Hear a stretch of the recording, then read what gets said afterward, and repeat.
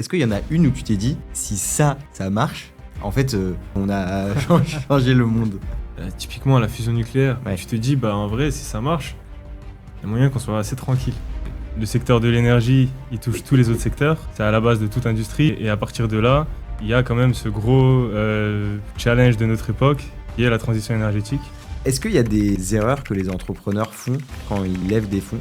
Quelqu'un qui va me pitcher le produit comme s'il pitchait à ses clients. Il y a plein de raccourcis que tu es en train de faire qui, moi, me parlent plus. Et en tant qu'investisseur, il faut m'expliquer avec d'autres lunettes. Est-ce que tu as des moments de ta vie d'investisseur où tu t'es dit, waouh, c'est quoi ce truc? Ce qui m'a vraiment impressionné, c'était quand le CEO est venu pitcher chez SET. Il était en train de me dire, le réseau électrique, il repose sur les transformateurs. Et si on peut pas étendre nos réseaux ou maintenir notre réseau parce qu'il n'y a plus de transformateurs, c'est très fondamental. On a vu avec les tensions géopolitiques, etc., il y a quand même aussi un sujet autour de la cybersécurité. Ça arrive en Ukraine, c'est arrivé avec les États-Unis et le Venezuela, où il y a eu une cyberattaque en même temps que l'attaque physique. Et les conséquences, elles sont énormes. Tu peux faire exploser le réseau, tu peux déconnecter, et si tu fais exploser quelque chose, c'est pendant des mois, il n'y a pas d'électricité.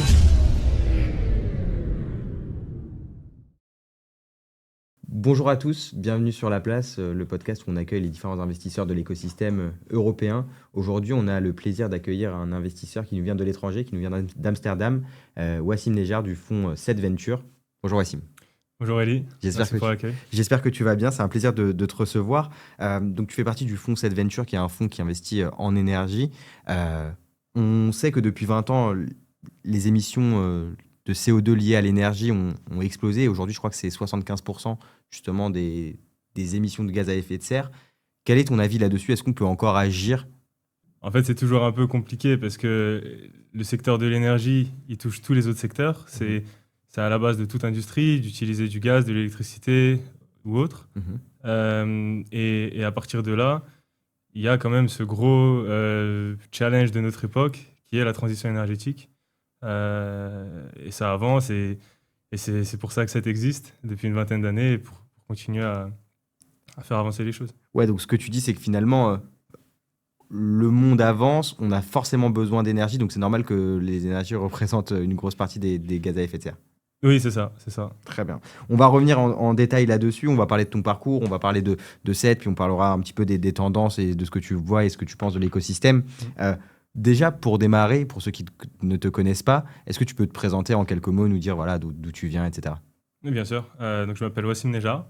Je suis analyste chez SET Ventures, qui est un fonds d'investissement néerlandais basé à Amsterdam. On a aussi des bureaux à Hambourg, mais je présenterai le fonds un peu plus tard. Trop bien. Je suis basé à Amsterdam et je parle français parce qu'en fait, moi j'ai grandi en région parisienne. J'ai fait mes études à Paris, puis à Lyon. Et rapidement, donc des études d'ingénieur, et rapidement je suis allé sur des sujets de finance, de venture capital. Et c'est comme ça que je me suis retrouvé il y a 1 an et demi à déménager aux Pays-Bas. Ok, est-ce qu'on peut revenir un petit peu sur ton parcours justement scolaire? Du coup, j'imagine un bac général plutôt scientifique. Ensuite, tu as fait donc une école d'ingénieur, tu es passé par la voie de prépa, c'est ça? C'est ça, exactement. Comme beaucoup de gens qui font des études d'ingé, au lycée, j'aimais beaucoup les maths, la physique. Je voulais rester sur ces sujets-là. Donc j'ai fait ma prépa au lycée Saint-Louis à Paris et puis j'ai intégré Central Lyon en 2020. Ok. Donc j'ai déménagé à Lyon, j'ai vécu 3 ans là-bas. Et c'est là-bas que j'ai commencé à vraiment me renseigner sur les options parce qu'en fait, après l'école d'ingénieur, il faut aller travailler. C'est sûr. Et donc ça veut dire qu'il faut savoir ce qu'on veut faire. Donc j'ai essayé de parler au maximum à des anciens de l'école, dans vraiment tous les secteurs. Et c'est comme ça que j'ai décidé de faire une césure, de tester des métiers en finance. Donc j'ai testé de la banque d'affaires, comme ce que tu fais.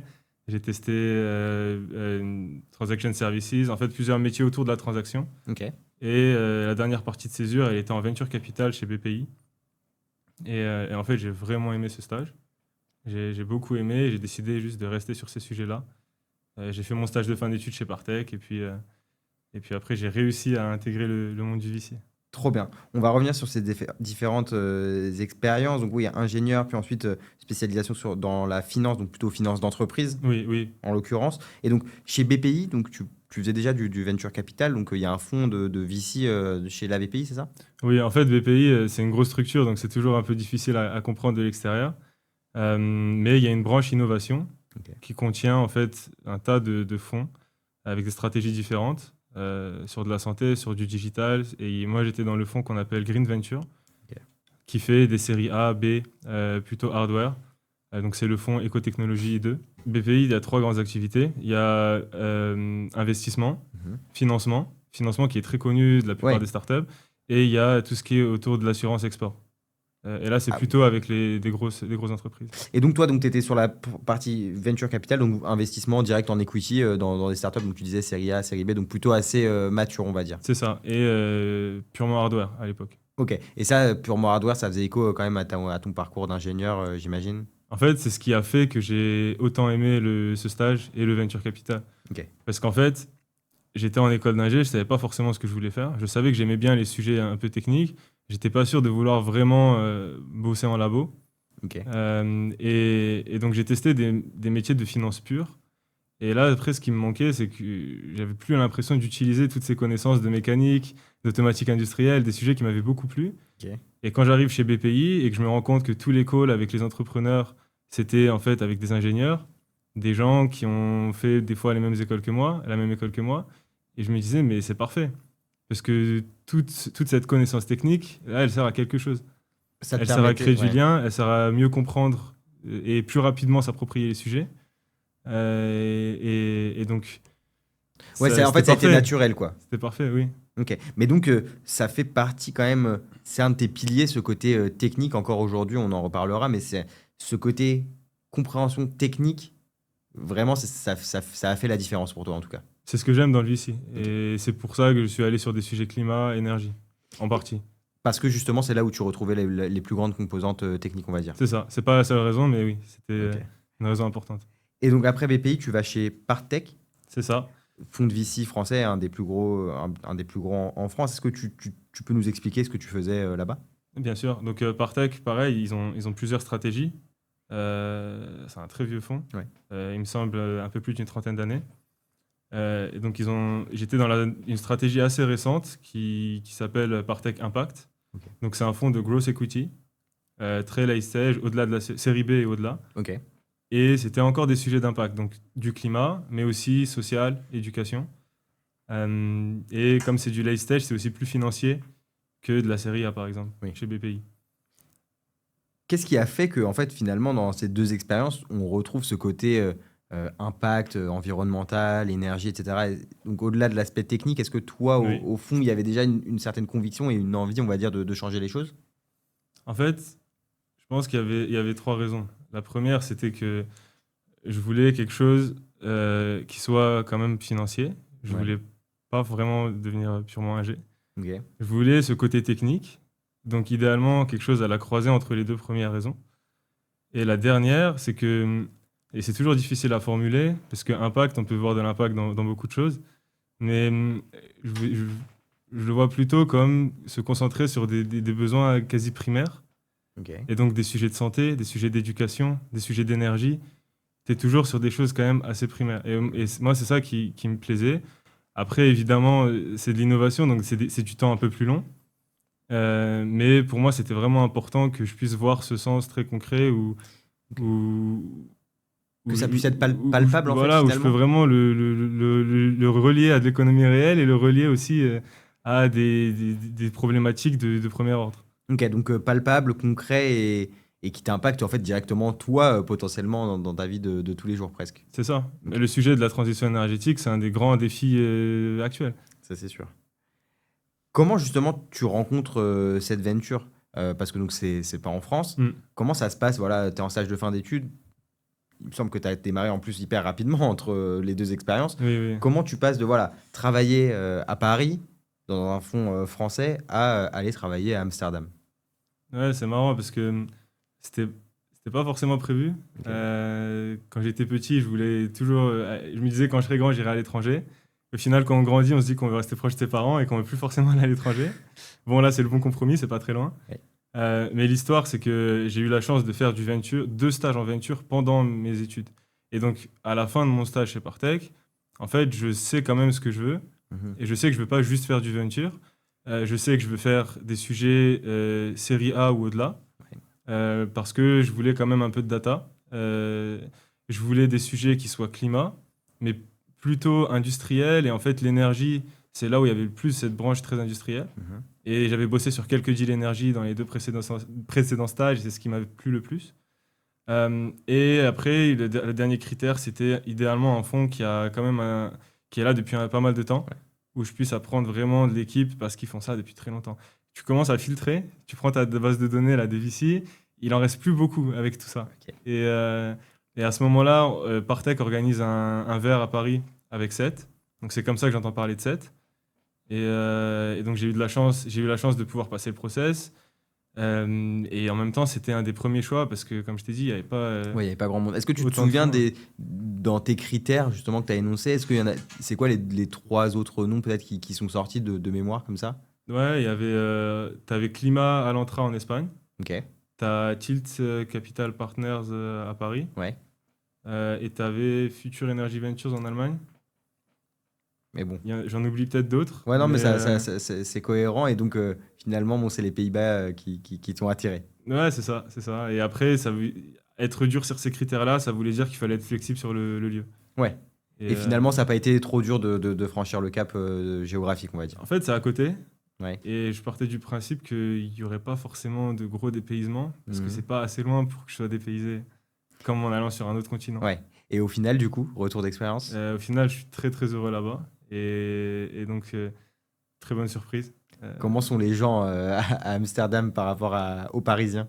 Moi, j'aime bien la culture néerlandaise, assez directe. Et donc, Mhm. au travail, c'est aussi très agréable, parce que globalement, tu sais que si t'entends rien, c'est que ça se passe bien. Ok. T'as pas de souci à te faire. Ça va pas être des gens qui vont Et tout le temps te dire, allez, c'est bien, c'est bien, c'est bien. Genre, s'ils disent rien, c'est que c'est bon. Par contre, quand ça ouais, va pas, voilà, tu le sais direct aussi. ok. Et après, même la vie là-bas est assez agréable, parce qu'Amsterdam, ça reste une grande ville, Mhm. mais bien plus petite que Paris. On fait tout en vélo, et beaucoup d'endroits où les voitures peuvent pas passer. Et donc, c'est aussi très calme. Évidemment, il y a toujours un ou deux quartiers qui sont très bruyants, mais le reste de la ville est quand même globalement très, très calme. Ok. Et ça fait quoi d'être le Frenchie, on va dire, dans une équipe de Venture Capital? Est-ce qu'on a cette image de la Startup Nation comme on aimerait le croire? À l'étranger? Ouais. Ah, c'est marrant. Déjà, sur la première question, ça, c'est aussi marrant parce que je ne l'ai pas vu venir. Moi, comme je t'ai dit, je voulais faire du VC énergie, donc je suis allé à Amsterdam. Et en fait, je me suis rendu compte qu'à l'étranger, tu pouvais avoir aussi une certaine valeur ajoutée en tant que Français, parce que de l'extérieur, c'est vu comme un écosystème assez fermé. Si tu n'es pas français, c'est un peu ce qui se passe des fois avec l'Allemagne, où en fait, si tu n'as pas vraiment quelqu'un de francophone, parfois qui sort aussi de ce milieu des grandes écoles, ça peut être un peu difficile de vraiment rentrer dans l'écosystème. Ok. Et donc, il y avait cette valeur-là d'apporter à cette, le côté, OK, je peux amener des connexions avec des VC français, potentiellement des deals aussi français qui viennent de là. Ok. Et c'est un effort continu, mais c'est une certaine valeur ajoutée. Et donc, ouais, sur ta deuxième question, c'est vu quand même de l'extérieur comme un peu plus fermé que d'autres Ok. écosystèmes. Et Euh, pourquoi, quel intérêt cette venture a à justement aller connecter avec des VC français ou même connecter avec des startups françaises? Ils n'ont pas assez à manger, on va dire, aux Pays-Bas? Mais en fait, c'est la suite de ce propos-là. C'est vu comme un écosystème peut-être un peu plus fermé, mais en même temps, un écosystème qui a beaucoup progressé sur les dernières années et où il y a de plus en plus d'opportunités. Mhm. On est des investisseurs européens, on ne veut pas rater d'opportunités. Ouais. Et en plus, on a ce track record d'avoir suivi la transition énergétique sur plus de 18 ans maintenant. On a vu beaucoup de choses se passer en Allemagne, aux Pays-Bas, qui sont quand même un peu plus avancées. Mhm. Et donc, on a tous ces playbooks qu'on peut réutiliser en France et on essaie d'en profiter pour identifier un peu plus tôt des startups, mieux accompagner. Ouais. Ok, on reviendra là-dessus, mais il y a plein de choses qui font tilt quand tu parles de tout ça. Une autre question qui intéresse beaucoup les étudiants qui veulent se lancer justement en venture capital, c'est quand tu arrives comme ça en sortie d'école, bah voilà, tu es quand même jeune. Comment tu fais pour être rapidement crédible, rapidement opérationnel Ouais. et trouver ta place finalement dans ce monde-là? C'est assez difficile. C'est un peu comme partout, en fait. Tu peux écouter plein de podcasts, lire plein de livres. À un moment donné, ce qui marche le mieux, c'est d'être sur le terrain. Euh, Ce qui est assez intéressant dans ce métier, c'est que souvent, tu es le plus jeune et il n'y a pas beaucoup d'autres jeunes dans les fonds. En général, tu as aussi beaucoup de partenaires qui sont assez Mhm. seniors, qui ont beaucoup d'expérience. Et je trouve que c'est un peu comme quand tu fais du sport et que tu t'entraînes qu'avec des gens qui sont bien meilleurs que toi. Ouais. en fait, tu progresses beaucoup plus vite parce que tu vois ce qui marche rapidement, tu peux copier et tu copies sur des gens qui font ça depuis 20-30 ans. Ouais, qui savent déjà faire. Et donc, moi, j'apprends vraiment beaucoup de cette manière. Donc, faut pas s'inquiéter. Non, ce qui est difficile, par contre, c'est de rentrer en VC. Et Ça, c'est quoi ton conseil justement ça, c'est assez difficile. pour les jeunes là, qui veulent rentrer en VC en 2026? Euh, c'est intéressant d'avoir des opportunités pertinentes et cohérentes Mhm. qui se revendent bien. Après, c'est beaucoup de réseautage aussi. Euh, et en fait, il y a un dernier facteur qui est aussi un peu la chance. Ok. Parce que les fonds, c'est pas comme en conseil, en banque, où ça recrute quasi en continu. Là, tu as toujours des cycles de vie sur les fonds. Ok. Et un fonds, il y a une période d'investissement, il y a une période de croissance du portefeuille, il y a une période de désinvestissement, de levée. Donc, en fonction de ça, il Et faut en fait, réussir à on comprendre. recrute à certaines périodes et on recrute pas à d'autres. C'est à quelle période qu'on va recruter du coup? En général, là où tu as le plus de recrutement, c'est au closing, donc quand on vient de lever les fonds Ok. et qu'on doit maintenant déployer. Et c'est là que j'ai été recruté, par exemple. Ok. Seth venait de closer un fonds à 200 millions l'été 2024 Ok. et ils avaient prévu de recruter juste après. Oui, parce que du coup, il faut plein de mains et de cerveaux pour aller chercher les différentes Parce opportunités. que et maintenant, il pour faut trouver déployer. des deals. Ouais, Ouais, c'est ça. Ouais, Parce que ça. c'est bien beau de les avoir l'argent, mais tu vas pas le laisser dormir. Ok. Et justement, dans cette transition entre le VC à Paris, le VC à Amsterdam, est-ce que tu as des méthodologies qui sont différentes dans la manière d'approcher les deals ou dans la manière de déployer justement le fonds? Est-ce qu'il y a des choses qui t'ont marqué?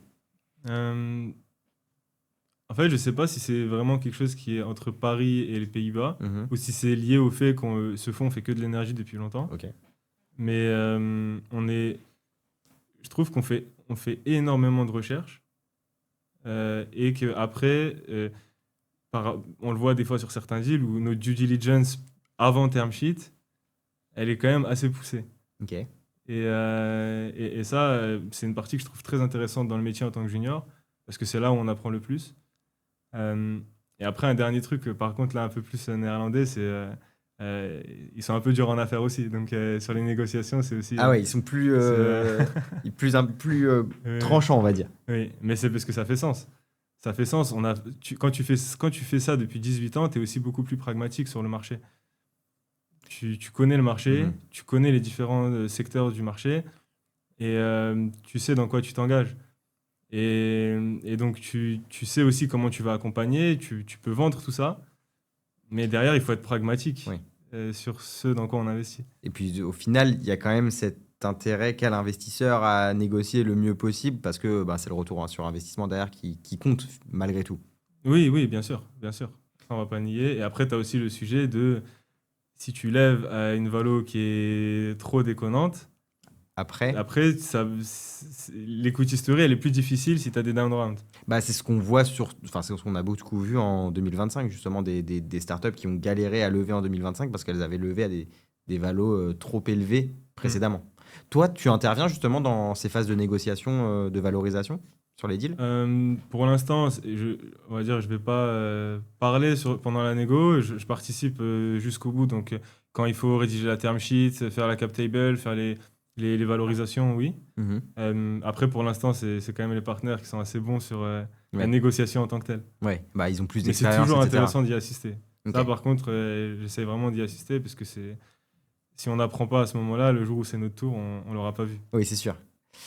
Très bien. Dernière question, plus sur ton rôle et sur ce que tu as pu apprendre et comment tu en es arrivé là. Oui. Pour les jeunes qui nous écoutent, tu conseillerais en tant qu'ingénieur, justement, Mm. bosser plus la partie ingénierie et technique ou plus la partie finance? Aujourd'hui, qu'est-ce qui prédomine Pour entrer en VC, ouais, pour entrer en VC? je pense que ça va dépendre du secteur. Sur du généraliste, Mhm. sur beaucoup de secteurs assez généralistes, globalement, c'est quand même plutôt le côté finance. Ok. Ce qui est bien valorisé, c'est une expérience en startup. Que tu sois ingé ou commercial ou autre, c'est quand même bien valorisé. Parce que Euh, justement, tu sais comment ça se passe en fait de l'autre côté. ouais, c'est ça. C'est ça. Et il y a un truc que je vois chez mes collègues qui sont des anciens entrepreneurs, c'est que c'est un peu comme deux ingés qui se rencontrent. C'est qu'en fait, tu arrives à parler le même langage. Ouais. Si tu viens du monde de l'entrepreneuriat, tu as aussi ce truc-là, où tu comprends, tu as certains codes que des fois, on ne comprend pas forcément. Euh, Après, En général, ouais, si tu es ingé, globalement, on sait que tu es ingé et Ouais. de toute façon, c'est pas un métier où tu vas rechallenger le brevet, Oui, c'est sûr. C'est sûr. tu vas juste poser des questions. Ok. Passons maintenant à cette venture. Est-ce que tu peux nous repitcher cette venture en deux, trois phrases? Oui, bien sûr. Donc, cette venture, c'est un fonds de venture capital spécialisé dans l'énergie, créé en 2007. Un des plus anciens sur cette thématique. D'ailleurs, SET, ça veut dire Sustainable Energy Technologies. Ok. En fait, à l'époque où on parlait de renouvelables comme énergie alternative, euh, on a fait le closing il y a 2 ans maintenant de notre 4e véhicule d'investissement à 200 millions qu'on est en train de déployer. On a déjà investi dans 9 participations. L'objectif, d'investir dans une vingtaine. Euh, Après, je ne sais pas quelle autre question tu avais, C'est mais plutôt des grands tickets, du coup. Enfin, c'est quelle taille de tickets, sur quel type de startup en termes de maturité aussi de oui, deal? oui, oui. Donc, nous, on est sur des tickets entre 2 et 6 millions d'euros dans toute l'Europe, toujours en lead ou co-lead, parce qu'on fait très peu d'investissements par an. On en fait 4-5. Ok. Les partenaires, l'objectif, c'est qu'à terme, ils aient à peu près 4-5 participations chacun, qu'ils accompagnent avec au moins un jour par semaine dédié à l'accompagnement. Mhm. Ça fait qu'on va passer beaucoup de deals, et on en fait peu, et derrière, ben, on veut l'idée, on veut s'impliquer, et il faut que ça se retranscrive sur le côté financier. C'est pas trop frustrant de voir autant de deals passer entre tes mains et finalement de pouvoir faire que 4, 5 investissements à l'année? Ah, c'est une question intéressante parce que tu dois toujours trouver un compromis Mhm. entre le fait de vraiment aller très loin dans la recherche, pousser les sujets, et derrière, bah, se retrouver à faire peu de deals, et le fait d'aller un peu moins loin et de faire plus de deals. Et il y Ouais. a cet équilibre à trouver. Pour l'instant, je suis satisfait, moi, avec ça. Ouais. J'aime beaucoup. Et, euh, et après, peut-être sur la thèse, parce que c'est quand même aussi un truc important, Ouais. on investit dans ce qu'on appelle des solutions digitales pour la transition énergétique. Donc reformulé un peu différemment avec le nouveau branding, Ouais. des solutions pour la Digital Energy Economy. Ok. Donc là-dedans, il y a quand même le mot digital et le mot énergie. Moi, quand j'ai lu ça, je me suis Oui, dit, mais comment tu fais pour bosser dans l'énergie s'il n'y a pas de hardware? C'est quand même un peu surprenant, puisque quand on parle énergie, énergie renouvelable, on imagine bah, les panneaux solaires, les oui, oui. éoliennes, les barrages, enfin, il y a plein de choses. Ok, tu peux nous donner quelques exemples concrets et aussi bah, voilà, détaillés? Si je reprends peut-être un peu de manière un peu plus macro, en fait, nous, notre thèse, c'est de se dire, on investit dans des solutions pure software ou des mix de hardware et de software, Ok. avec l'idée qu'il y ait suffisamment de hardware dérisqué pour déjà les déployer avec les bons business models dans un certain nombre de secteurs. Ok. Évidemment, il y a toujours besoin d'innovation dans d'autres secteurs, et on peut toujours essayer d'améliorer ces technologies-là, mais si on veut avancer sur la transition, on peut déjà faire beaucoup de choses. Avec le hardware existant. C'est ça. Ok. Et après, le sujet derrière, c'est que on pense et on est convaincu que cette transition énergétique, c'est quelque chose de très fondamental. Mhm. Ça va pas seulement impacter les énergéticiens, les gestionnaires de réseau, les producteurs, mais vraiment tout le monde, même l'individuel, nous deux, même la PME qui avait sa Mhm. production. Et vu que c'est très fondamental, derrière, il y a aussi besoin de tout un tas d'outils. Et Ouais. c'est là que tu as aussi toutes ces solutions software Ok. pour faire ce shift, pour passer sur ce nouveau monde. Vous êtes combien dans l'équipe à gérer tout ça? Parce que Là, tu me parles de 200 millions, c'est énorme. c'est une petite équipe. C'est ça aussi qui est marrant dans le VC, c'est qu'on est 14. Ok. Euh, L'essentiel de l'équipe à Amsterdam. Mhm. Une venture partner au UK, à Londres.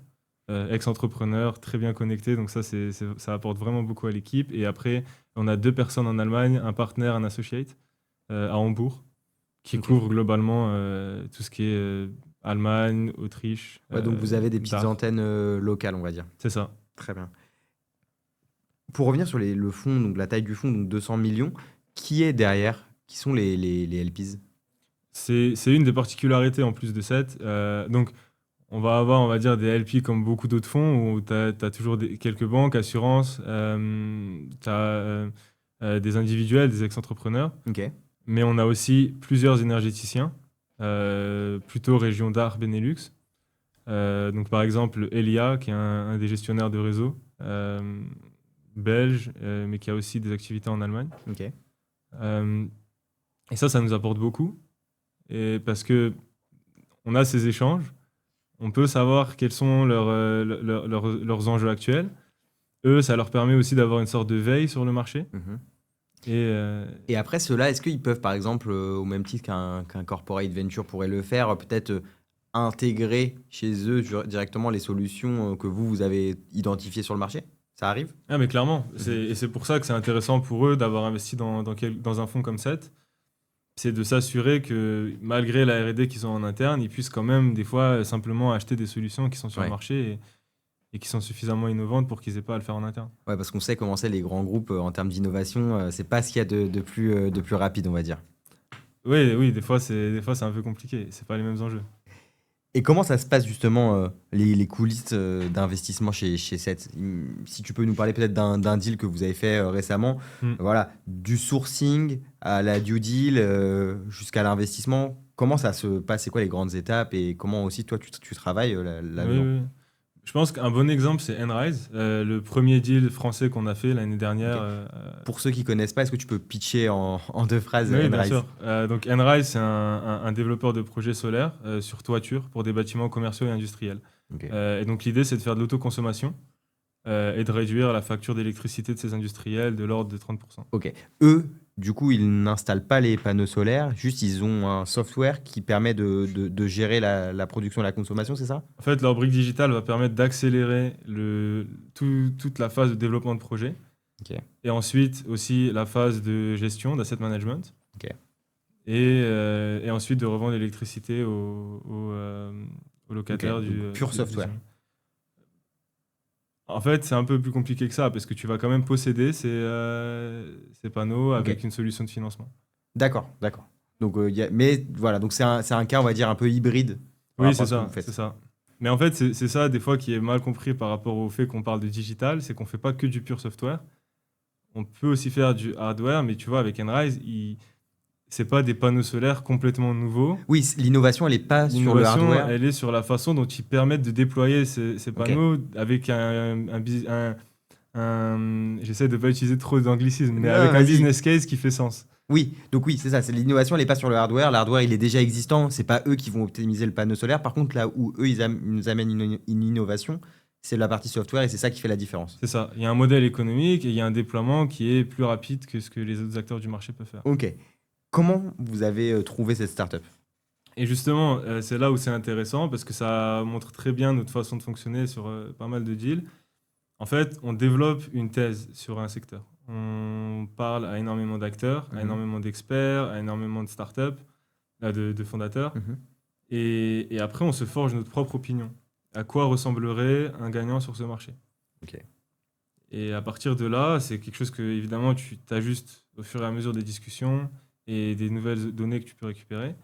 Et donc, on était déjà sur ce sujet du développement de projets, de l'autoconsommation solaire sur toiture. On en a regardé un peu partout en Europe. On avait nos thèses et puis on rencontre Enrise, avec qui on avait déjà parlé. C'est mon collègue Moritz qui avait échangé avec Paul un peu plus tôt. Ok. Et on leur a reparlé à ce moment-là. On savait qu'il levait un tour et on pensait que c'était le bon moment. Donc c'est le fait en fait d'avoir fait un petit peu une étude de marché au préalable qui a fait que quand tu les as rencontrés, tu t'es dit ah ouais mais en fait eux ils cochent toutes les cases. Exactement. Exactement. Une fois que tu prends contact avec eux, voilà que tu discutes etc. Tu es au courant qu'ils lèvent. C'est quoi les grandes étapes pour arriver justement au moment où tu dis ok bon bah, on investit et voici le chèque monsieur. Euh, donc tu vas toujours avoir, un peu comme je disais tout à l'heure, on a tendance à faire énormément de recherches, nous, en amont de l'offre, de ce qu'on Mhm. appelle la term sheet.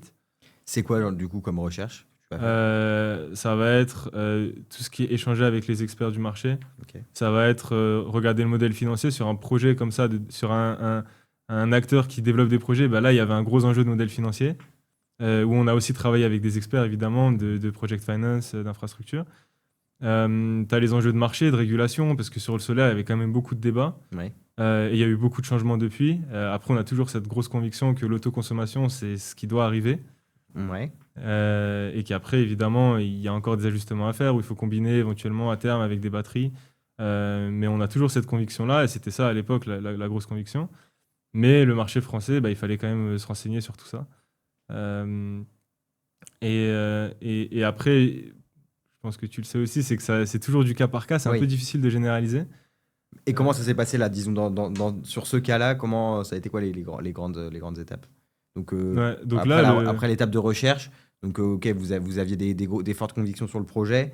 Les experts avec qui vous avez parlé, ils ont donné leur feu vert. oui. Et ensuite, on passe directement sur une phase de, de négociation. Comment ça se Oui, c'est passe? ça. En Ouais. fait, on a envoyé une term sheet, Mhm. donc une offre non engageante, je crois Ouais. que c'est ça la traduction. Et après, tu as toujours la phase de négociation, évidemment. Mais globalement, une fois qu'on a signé une term sheet, on n'est jamais revenu dessus. Ouais.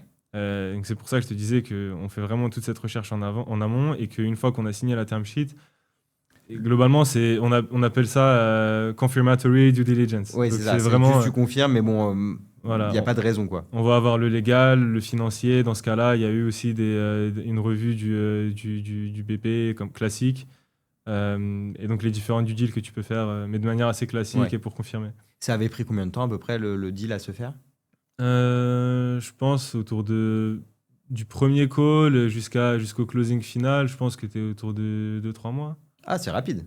Ouais, ouais, ouais, mais Ok. parce qu'en fait, ça dépend beaucoup du cas. Et dans ce cas-là, on avait déjà notre thèse. Oui, On en était fait, tu savais déjà. déjà où tu mettais les pieds et donc tu cherchais juste ton champion, quoi. Ouais, c'est ça. Ça va très vite quand on sait déjà ce qu'on veut. C'est un peu plus long quand on découvre le marché Ouais. ou qu'on n'a pas encore de thèse dessus. Ouais, ok, je comprends. Euh, Ils en sont où aujourd'hui, du coup, Enrise? Bah, pour l'instant, ils continuent de croître. Ok. Donc, ils ont levé suffisamment de fonds pour vraiment ne pas avoir à complètement s'en soucier et continuer à vraiment se concentrer sur les opérations. Donc là, c'est vraiment focus sur les opérations, acquérir des clients et développer des projets. Trop bien. C'est vrai que pour une startup, il y a quand même toujours ce sujet-là de levée de fonds. Moi qui côtoie beaucoup de fondateurs, je vois bien qu'il y en a certains, ça les saoule un peu. Donc Oui, c'est quand même bien, comme tu dis, au bout d'un moment, de juste avoir levé assez et d'avoir quelques années où tu peux juste développer. Parce que je connais des entrepreneurs qui sont tout le temps en fait en train de lever des fonds. oui, Je oui. leur dis, mais en fait, tu travailles quand? Quand est-ce que tu développes ta boîte, quoi? Ouais, mais c'est hyper difficile parce que des fois, tu n'as pas forcément le choix. Ouais. Il y a des industries où malheureusement, il faut toujours lever.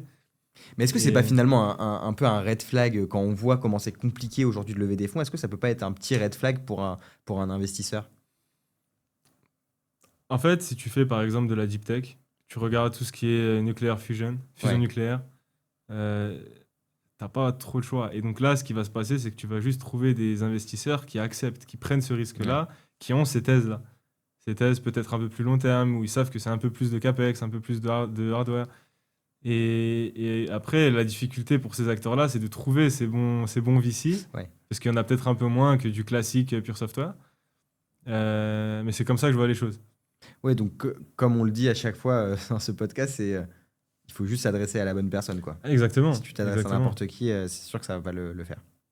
exactement. Je te vois beaucoup, enfin très passionné depuis le début que tu parles de ton métier. Et en vrai, c'est trop cool, donc ça fait Ouais, plaisir. mais j'ai beaucoup de chance si j'ai trouvé quelque chose qui me passionne. Est-ce qu'il y a des côtés où des fois tu te dis, ah ouais, c'est un peu, j'en ai marre. Hmm, je pense qu'il y a un truc un peu facile, un peu classique que je vais lâcher, c'est le reporting, Ok. En quoi ça qui revient consiste très pour souvent. les gens qui n'y Mais connaissent en rien? fait, en tant qu'investissement, que société de gestion, on a quand même certaines obligations de reporting auprès de nos investisseurs où on doit bah, envoyer des rapports tous les trimestres sur un certain nombre de données Mhm. sur le fonds, sur les participations. Et donc ça prend beaucoup de temps et c'est toujours un peu difficile. Mais c'est une réponse un peu facile parce que je Ouais. pense que tout le monde pourrait le faire. Une deuxième réponse je sais pas si je dirais que c'est quelque chose qui m'embête, mais quelque chose qui fait toujours un peu peur, c'est des fois quand je vais à des conférences où c'est sur des sujets très précis, tu vois, une conférence thématique sur la mobilité, Ouais. et tu maîtrises pas vraiment le sujet, et tu dis, ah, il va falloir quand même trouver le moyen de parler à ces personnes, créer du lien, alors qu'en fait, dès qu'ils vont commencer à lâcher des mots techniques, ils vont voir que j'y connais Ouais, pas tu peux pas grand-chose. toujours faire semblant, quoi. C'est ça. Mais en général, j'aime aussi beaucoup ça, donc c'est le jeu, j'essaie d'aller au-delà de la peur. Ouais, en fait, au final, pour toi, ça doit être hyper enrichissant parce que tu vois tout le temps des nouveaux sujets. Et Hmm. donc, comme tu dis, vous faites beaucoup de recherches. Donc, tu es constamment à la recherche de nouvelles informations. Tu dois quand même avoir des grosses journées.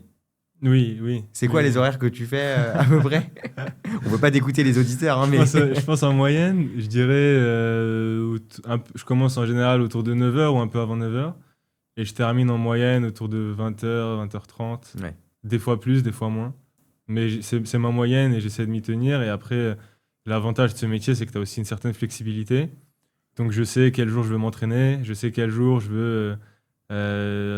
J'ai un truc de Ouais. prévu et donc je peux décider de finir plus tard le mardi, mais après de partir à 18h le Ouais. mercredi. Quelle est la place du sport justement par rapport à ton métier et est-ce que ça t'a servi? Euh, ouais, c'est intéressant. Je pense que pendant les études, ça a pas mal servi. Moi, au lycée, je faisais beaucoup d'athlétisme. Ok. En fait, je faisais du demi-fond, j'en faisais en compétition. J'étais pas en équipe de France non plus. J'étais pas le crack de ma génération, On t'a mais pas vu aux Jeux Olympiques. ouais, c'est ça. Mais t'as pas regardé le bon créneau, je pense. Mais j'en faisais 4 fois par semaine quand même. Ok. Des entraînements 4 fois par semaine et tout. Donc ça, c'était vraiment bien parce que tu t'apprends à t'investir dans quelque chose à fond, tout donner et optimiser pour ça. Ouais. Et donc après, en prépa, c'était un peu le même jeu où, tu sais, quand tu fais du demi-fond, en fait, je faisais par exemple un 1500 mètres. Ouais. Et tu as le départ, tu as le sprint final. Et entre les deux, tu as des moments où tu dois juste te dire, OK, je débranche le cerveau, ça va passer. Et je fais tourner les jambes, je bouge les bras, mais j'oublie le reste. Parce que sinon, je vais arrêter, ça fait Ouais. trop mal. Et en fait, là, il y avait un peu des parallèles comme ça, où des fois, tu dis, il faut être capable de tout donner, de se focaliser, parce que le jeu en vaut la chandelle et on sait où ça va nous emmener. Après, il faut toujours trouver un équilibre. Il C'est faut ça. pas. Mais ça, en vrai, c'est bien parce que ça s'applique vraiment à tout le monde. Aux étudiants, comme tu dis, aux gens qui travaillent en fonds d'invest, mais aussi aux entrepreneurs et aux start-upers qui cherchent à lever des fonds. Ouais, Parfois, ouais, il faut c'est juste pareil. envoyer les bons documents, envoyer des mails à fond, et puis voilà. Ouais, c'est ça. Mais parce que je pense la plus grosse leçon pour moi, c'est que ce qui compte dans tout ce que tu fais, c'est toujours le résultat. Oui, Et en fait, comment tu l'as fait, tant que c'est réglo, ouais. si tu as mis 2 fois plus d'horaires que les autres, Tant que ça marche, en ouais, je prépa, suis tu assez voulais une d'accord. certaine école, bah, tu mets les horaires. S'il faut travailler plus que les autres, tu payes le prix. Mais Je suis assez d'accord. Est-ce qu'il y a des erreurs que les entrepreneurs font, à ton sens, quand ils lèvent des fonds? Euh, je pense que le truc qui revient le plus souvent, c'est des entrepreneurs, et ça, souvent ça arrive quand les entrepreneurs te contactent eux-mêmes, Mhm. c'est de peut-être, j'imagine qu'ils prennent des listes de mails de VC quelque part, et en fait, c'est complètement hors de notre scope. C'est vraiment pas des sujets qu'on regarde. Des fois, on reçoit des deals de santé, alors qu'on fait clairement de l'énergie, et ça, c'est dommage. Parce qu'en fait, ils ont quand même passé du temps à faire tout ça. Ils ont passé du temps à écrire ce mail, ils ont passé du temps à préparer. Et leur temps est très précieux. Ouais. Donc c'est vraiment dommage. Et après, le deuxième point, peut-être, c'est sur certains calls. Et après, c'est difficile aussi dans l'énergie, c'est que, en fait, l'investisseur, même si on a l'air d'être moins cadré, de discuter et tout, il y a quand même beaucoup de code en VC. Ok. Il y a beaucoup de code dans ce qu'on recherche comme information, ce qu'on écoute, ce qu'on regarde dans le pitch deck. Et si tu connais mal ces codes, tu perds aussi ton temps à parler à des VC et à pas comprendre pourquoi ils voient pas ce que tu essaies de leur vendre. Ouais, en fait, tu sais pas ce que la personne en face cherche, donc tu lui donnes ce que toi tu penses qu'il cherche, mais au final, tu perds ton temps. C'est ça. Un classique, par exemple, c'est quelqu'un qui va me pitcher le produit comme s'il pitchait à ses clients. Et ça marche très bien pour vendre à ses clients. Sauf que j'ai pas tout. Si par exemple ses clients c'est des énergéticiens, moi je connais pas les logiciels d'énergéticiens comme eux les connaissent. Et donc il y a plein de raccourcis que tu es en train de faire qui moi me parlent plus. Mhm. Et en tant qu'investisseur, il faut m'expliquer avec d'autres lunettes. Et des fois ça c'est aussi raté, c'est un peu manqué. Donc, tu conseillerais de peut-être un peu plus vulgariser sur des sujets techniques? C'est toujours un équilibre, c'est dur à dire parce que à la fin de l'histoire on va quand même creuser. Donc si tu vulgarises trop, on va aussi te dire que c'était trop. Ouais, tu vas chercher à vulgariser, comme tu dis, à la fin de l'histoire. Donc peut-être que En fait, au c'est pas début. forcément de la vulgarisation. C'est plutôt un autre angle Mhm. que de la vulgarisation. C'est que on veut toujours aller à un certain niveau de détail, Ouais. mais on veut pas savoir les mêmes choses. Est-ce que tu as un petit exemple à nous Oui, donner? oui, oui, oui. En fait, le truc le plus classique, c'est que des fois, on va te dire, je vais te demander pourquoi ton produit est différent. C'est un marché où il y a beaucoup d'acteurs, ou alors, j'ai parlé à une boîte il y a pas longtemps, et alors, ils sont sur un produit qui est nouveau, j'ai du mal à comprendre parce que les clients achètent, et en même temps, il y a 2 gros acteurs énormes qui ont l'air de faire exactement la même chose. Et donc, moi, j'essaye de comprendre. Je lui dis, mais où est la différenciation? Et le problème, c'est que des fois, ce qui se passe, c'est que ça va revenir à une discussion sur le produit. On a cet outil-là en plus, on a ce Ouais. dashboard-là en plus. Et ça, c'est intéressant pour le client. Parce que lui, il sait comment il va utiliser ton logiciel. Ok. Mais moi, je ne comprends pas. Oui. Et c'est là où il y a un travail d'être capable de m'expliquer pourquoi ce dashboard en plus, en fait, il fait toute la différence. Et tu vois, c'est pas de la vulgarisation, c'est vraiment un autre angle d'attaque. Ouais, un autre angle et peut-être ajouter du contexte. Oui, c'est ça. On parlait des erreurs que font les entrepreneurs. Est-ce que tu as des moments de ta vie d'investisseur où tu t'es dit waouh, Ouais, ouais, c'est quoi ouais. ce truc? Ça arrive quelques fois, j'ai quelques exemples. Je pense que le dernier qui m'a vraiment marqué, celui que je voulais partager, c'est une boîte dans laquelle on a investi l'année dernière qui s'appelle Optics 11, Mhm. avec un 11. C'est une boîte néerlandaise qui en fait a une technologie d'acoustique en utilisant de la fibre optique pour détecter des défauts dans les transformateurs électriques et avec une deuxième application dual use dans la défense. Ok. Et en fait, ce qui m'a vraiment impressionné, c'était quand le CEO est venu pitcher chez SET, ultra expérimenté. Et en fait, il nous dit, dans l'énergie, c'est très simple, il y a 40% des transformateurs qui ont plus de 40 ans. Tu as plus de la moitié de la workforce des employés, Mhm. les techniciens qui ont plus de 60 ans, qui vont partir à la retraite. Et si tu veux commander un nouveau transformateur, il faut attendre 4 ou 5 ans avant de le recevoir. Ouais. Et maintenant, tu as deux solutions.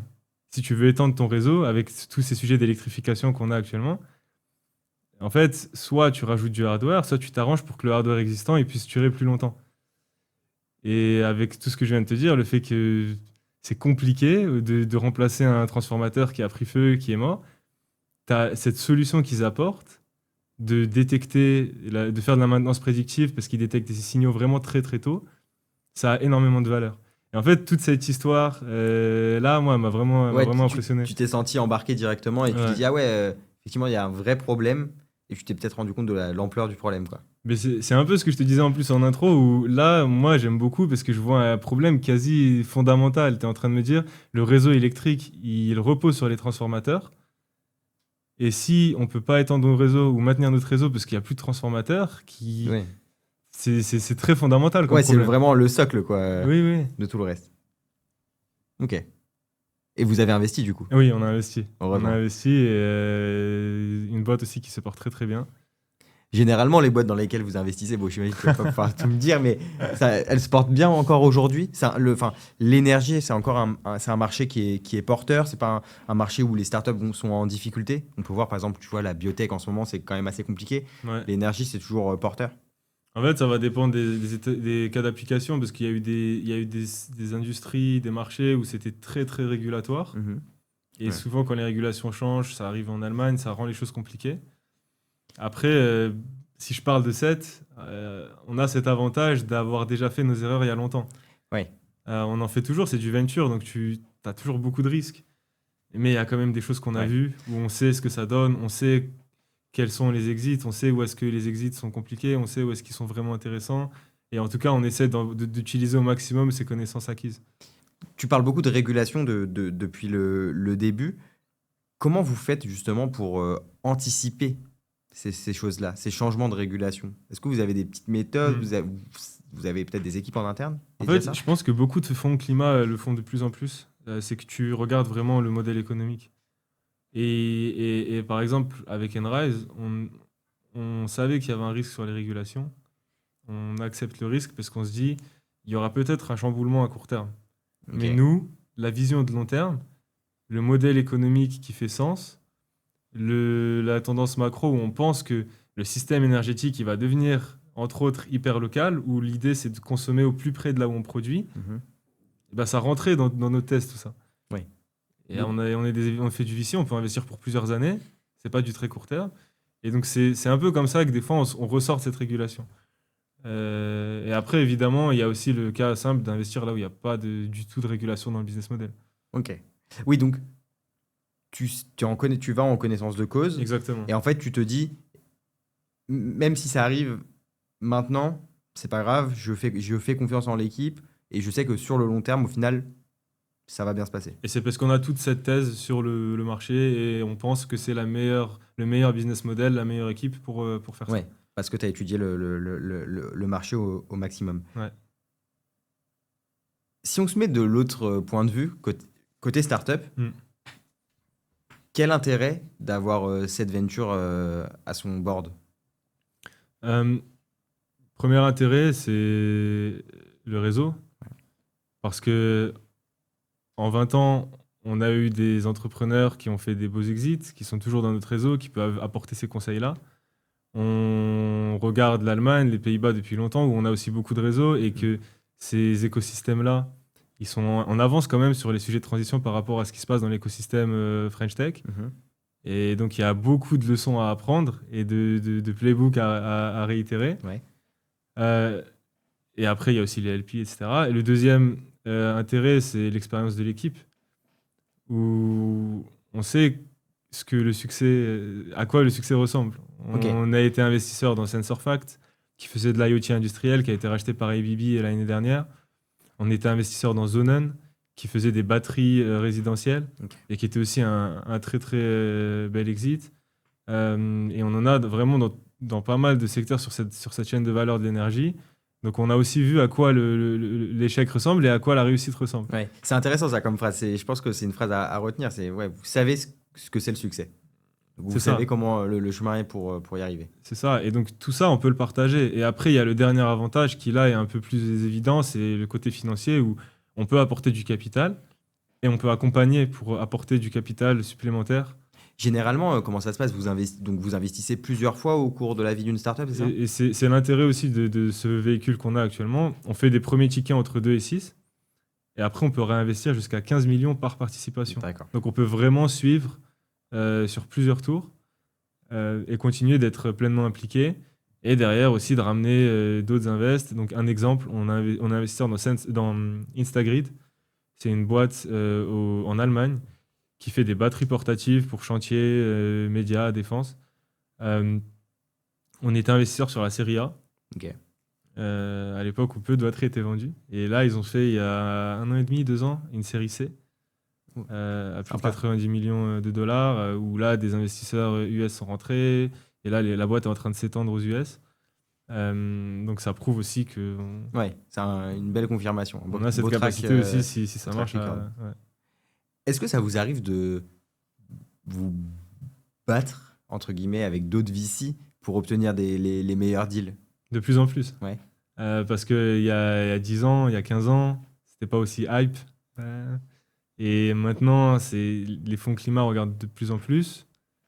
Parce que sur tous les sujets climat, c'est quand même un sujet qui tient le coup, qui reste parce que c'est quand même assez fondamental.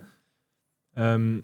Et il y a aussi beaucoup de généralistes qui cherchent à faire des deals énergie. Et donc, on croise aussi parfois des généralistes sur des deals énergie. Ouais, donc il y a de plus en plus de concurrence. Donc, il y a quand même de la concurrence. Et donc, après, à nous de nous démarquer et de convaincre. Bon, j'imagine que ça doit pas être tout le temps si compliqué que ça. Tu as beaucoup parlé des Pays-Bas, de l'Allemagne. Mm. Si on prend, voilà, donc encore une fois, le secteur de l'énergie, par rapport à la France, ces marchés-là, quelles sont les grandes différences? Est-ce que la France est vraiment en retard? Enfin, qu'est-ce que tu as appris sur ces marchés-là? En fait, sur la transition énergétique, donc le fait en tout cas sur le fait d'augmenter le taux de renouvelable dans ton mix énergétique, Mhm. euh, on n'est pas aussi avancé que l'Allemagne et les Pays-Bas qui ont décidé bien avant nous ils ont arrêté toutes leurs centrales nucléaires, ils sont passés sur du pur, enfin énormément de renouvelables. Les Ok. Pays-Bas, c'est le taux le plus élevé de renouvelables en Europe. Après, tu as toujours des activations de centrales gaz Oui. et charbon. Donc, je dirais un peu plus en avance sur ce sujet-là. Après, il y a aussi que c'est différent dans le sens où quand tu as du nucléaire, que tu as une électricité décarbonée avec le nucléaire, tu peux plus transposer et il y a des conclusions que tu Ouais. peux plus conserver. Il y a des conclusions que tu as fait en Allemagne que tu peux plus appliquer en France parce que il y a cette production de base, ce base load qu'on appelle, qui est là avec le nucléaire et qui fait que bah il y a des playbooks qui s'appliquent plus. Ouais, parce qu'en fait, donc, si j'essaie de vulgariser pour nos auditeurs, Mm. ce que tu veux dire, c'est que donc en France, on a de l'électricité qui est propre, on va dire, grâce au nucléaire. En Oui. partie, du moins, j'imagine, je n'ai pas les statistiques. Et donc, du coup, en fait, avoir du renouvelable pour remplacer une énergie qui est déjà propre, bah, tu peux pas comparer ça avec l'Allemagne qui remplace son parc. Je crois que il faisait beaucoup de gaz et charbon, c'est ça? Ouais, Ouais, il y a encore des activations. ouais. Ouais, ouais, ouais. Et Et donc, ça fait eux, qu'on a l'électricité la plus décarbonée d'Europe et qu'on vend aussi aux voisins. oui, c'est ça. Mais peut-être pour revenir un peu plus high level, un peu plus Ouais. macro, euh, l'Allemagne, si je parle d'écosystème VC, Mhm. et les Pays-Bas, ils ont décidé de passer sur quasi que du renouvelable. Et donc Ok. tous ces sujets d'intermittence, parce que le renouvelable, tu le pilotes pas, tu décides pas quand est-ce qu'on produit, tu dépends du soleil et du vent. Oui. Et donc tu as ces intermittences de production, et comme ce système devient intermittent, derrière, tu as tous les enjeux qui se créent, qui influencent tout le monde en Allemagne, aux Pays-Bas, pas seulement les énergéticiens. Et derrière, bah, tu as tout l'écosystème qui se retrouve à développer ces solutions. Les softwares qui vont avec, qui vont bien, tous les business models Mhm. qui permettent de supporter cette transition. Et donc, tout ça, ça part de choix politiques. Donc, est-ce que ça veut dire qu'en Allemagne, à un moment, il y a le gouvernement qui a donné des directives aux acteurs de l'écosystème, que ce soit les investisseurs, les incubateurs, bon, ils vont pas donner des directives aux entrepreneurs, mais les gouvernements, c'est aussi ça leur rôle, c'est de pousser vers dans une direction. Comment tu penses que le gouvernement peut influencer là-dessus? Euh, J'irai pas dans les conseils au gouvernement. Non, bien sûr, mais Non, mais je rigole, comment ça se passe, quoi? mais si juste pour terminer, donc justement, et je pense que ça va répondre à ta question, tu as ce truc-là en Allemagne. Et après, en France, on a du nucléaire, on a une électricité qui est décarbonée. En même temps, tu as le parc nucléaire qui vieillit. Mhm. Il y a besoin de le maintenir et même l'étendre, ça demande, on parle de dizaines d'années. Ouais. Et en même temps, on électrifie les usages, et il y a une demande d'électricité qui va croître. Et donc, c'est pas deux mondes qui s'opposent. Le renouvelable a sa place, aux côtés du nucléaire. L'enjeu maintenant, c'est d'intégrer les deux et de trouver le bon compromis. Et c'est pour ça, si je refais le lien avec Seth, que la France devient intéressante aussi pour nous en tant qu'investisseurs européens. C'est que bah, c'est des sujets qui montent de plus en plus, Mhm. qui deviennent de plus en plus concrets et qui, derrière, comme en Allemagne, font que plein de startups se lancent sur les sujets de flexibilité énergétique pour du résidentiel, pour de l'industriel, Ok. du commercial. Donc ça vient, c'est du bas vers le haut, quoi. C'est les problèmes qu'on identifie et donc du coup on trouve des solutions et en fait ça se fait naturellement le changement finalement. C'est un peu des deux, parce que tu as quand même toujours une direction qui est donnée par le gouvernement. Bien sûr. Mais il n'y a pas de gouvernement qui vienne voir des fonds et dire bon les gars, il faudrait peut-être booster dans cette direction-là. Mais par exemple, en France, tu as RTE Ouais. qui fait ses plans 2030-2035, qui dit nous, on pense qu'il y aura tel besoin de capacité parce que l'électrification va à telle vitesse. Donc, on pense qu'avec ça, il faut tant de capacité de batterie, tant de capacité de solaire. Et ça donne des grandes lignes. Et après, les startups, évidemment, s'adaptent à ça, mais c'est toujours assez cohérent. Ouais. C'est toujours assez cohérent, c'est assez pragmatique. Et c'est comme ce que je te disais avec Enrise, où on pense, nous, qu'on va aller sur un monde d'autoconsommation. Je voulais revenir là-dessus justement sur l'autoconsommation et par rapport aux énergies renouvelables, notamment le solaire. On sait que aujourd'hui, donc, un foyer va consommer de l'énergie surtout quand il fait nuit, surtout Oui. quand quand il n'y a pas de soleil. Donc du coup, il y a un sujet tout autour des batteries, etc. Est-ce que Exactement. vous, donc du coup, j'imagine c'est un sujet qui vous intéresse beaucoup, donc j'imagine que tu as fait beaucoup de recherches là-dessus. Oui. Quelles sont les grandes tendances autour de justement le futur du stockage de l'énergie? Quelles sont les grandes tendances que tu vois arriver? Le grand enjeu actuellement, si on parle de très grosses batteries, du stockage stationnaire ou du stockage pour de l'industriel, Mhm. c'est l'accès au réseau. Ok.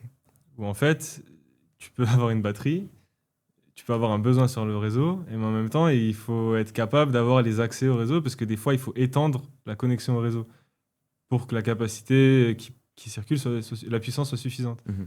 Et par exemple, ce qui se passe en Allemagne, au UK, qui sont un peu plus en avance sur ça, c'est que tu as des listes d'attente de folie de plusieurs années pour connecter une batterie. Ok. Ouais. Pour connecter la batterie au réseau, Voilà. en fait, J'ai national, entendu, quoi. par exemple, c'était une boîte au UK, un de leurs clients leur a dit on a demandé un accès pour mettre une batterie, on nous a répondu il y aurait une réponse dans 5-8 ans. Et pourquoi? C'est parce qu'il y a quelqu'un qui doit venir mettre brancher un fil, c'est ça? Non, parce que c'est saturé, il y a beaucoup de demandes. Ok. Il y a énormément de demandes et les gestionnaires de réseau, ils ne peuvent pas traiter toutes les demandes. Et en même temps, ce qui est compliqué, c'est que tu as aussi beaucoup de demandes qui ont été faites un peu par anticipation. Ok. Donc, pour s'assurer que le jour où on veut construire, on ait déjà Ouais. fait la demande, mais derrière, il n'y a pas forcément quelqu'un de prêt à construire. Ok. Donc, il y a tout ce sujet-là quand même qui est Donc, assez central en ce moment. s'il y a une startup qui nous écoute et qui peut fluidifier ce genre de choses, en fait, c'est hyper cohérent pour Oui, cette. oui. Mais après, c'est très local, ça dépend beaucoup du pays, et d'un pays à l'autre, c'est plus ou moins compliqué.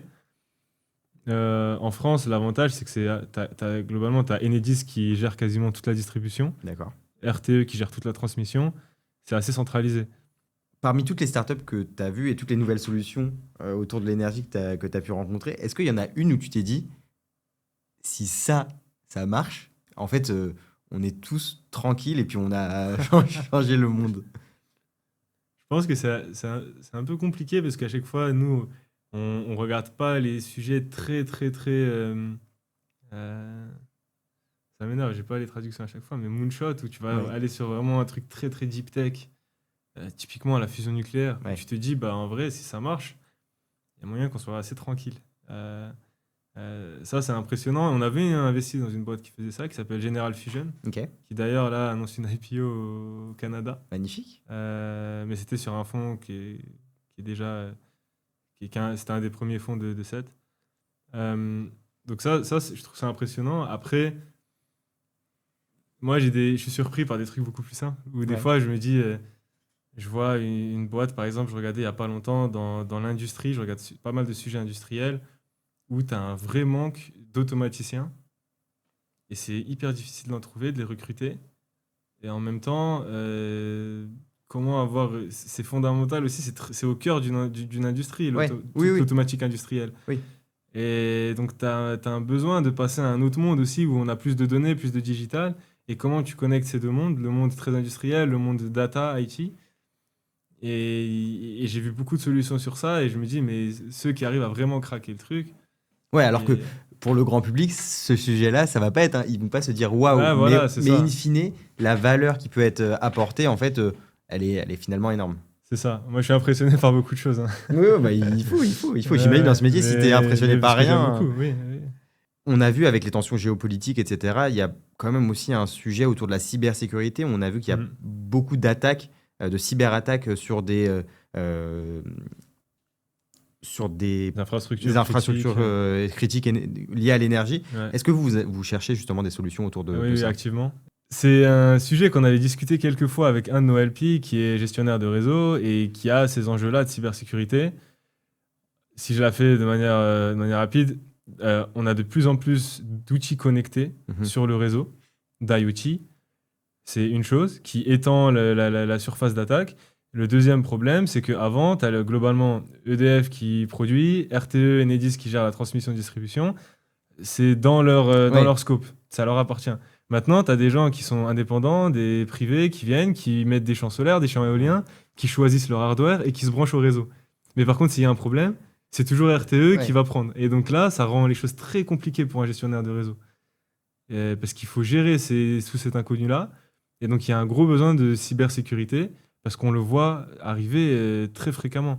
Ça arrive en Ukraine, c'est arrivé avec les États-Unis et le Ouais. Venezuela, où il y a eu une cyberattaque en même temps que l'attaque physique. Et les conséquences, elles sont énormes s'il y en a. Ouais. Tu peux faire exploser le réseau, tu peux déconnecter, et si tu fais exploser quelque chose, c'est pendant des mois, il n'y a pas d'électricité. Ouais, et puis tout le monde, tout le pays s'arrête. Ouais, ouais, ouais. Et donc c'est un très gros enjeu, et nous on regarde activement ce secteur-là, la cybersécurité des infrastructures critiques et énergétiques. Très bien. À bon entendeur. À bon entendeur.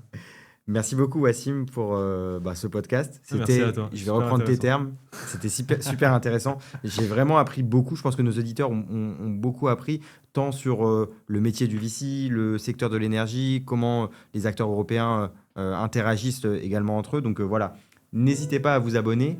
On publie un épisode toutes les 2 semaines et on va inviter pas mal de gens très intéressants également. Donc voilà, merci beaucoup et à très vite, Wassim. Merci Ellie. The waves are whispering secrets to the shore.